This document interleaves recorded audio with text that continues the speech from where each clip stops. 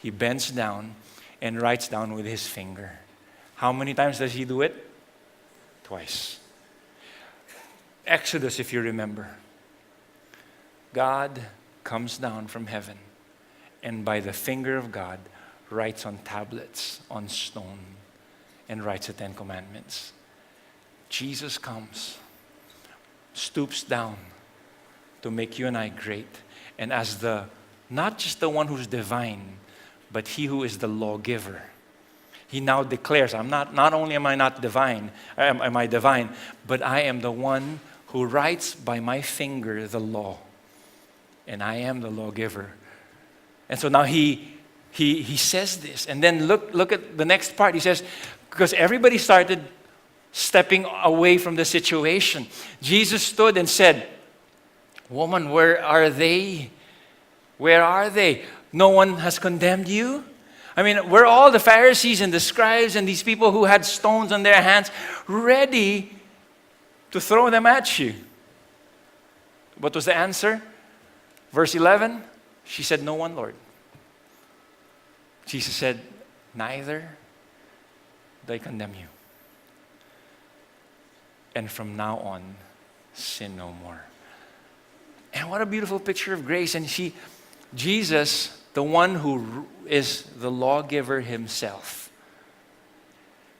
is the only one who has the ability to release forgiveness. Because few weeks after this, he goes on that cross.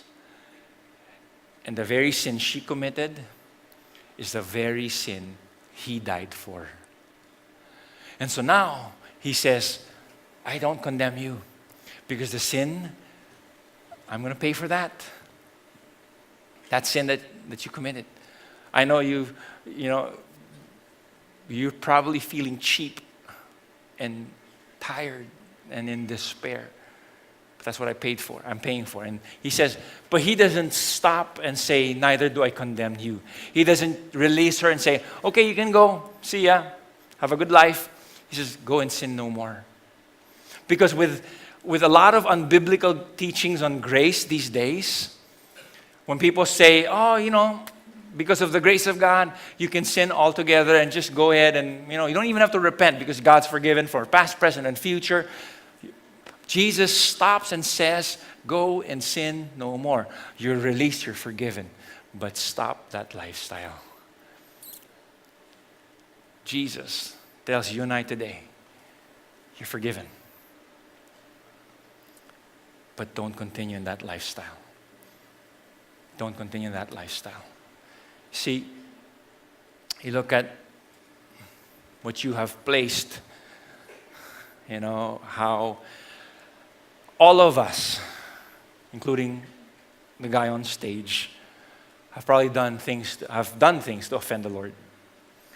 But you see, the hope that you and I have is on that cross. That no matter what kind of past you've had, you and I can bring it to the cross.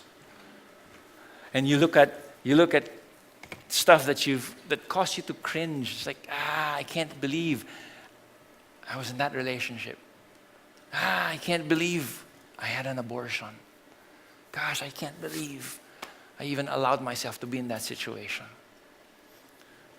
But that's the freedom. Whom the Son sets free is free indeed. But you see, not just the past, but even the present.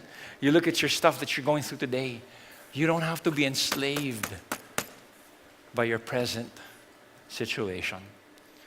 You can go to Jesus and say, "Lord, I can't, but you can.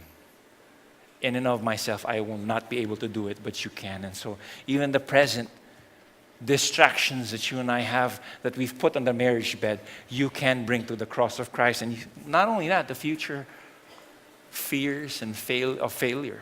And you say, "Lord, I don't know if I can get into a relationship or get into marriage." Listen, single people, marriage is a beautiful thing. It's a beautiful thing. Don't let people's wrong testimonies or bad experiences dissuade you. It's a beautiful thing. God wants you to experience His love through marriage. And that your marriage can be a platform for His glory.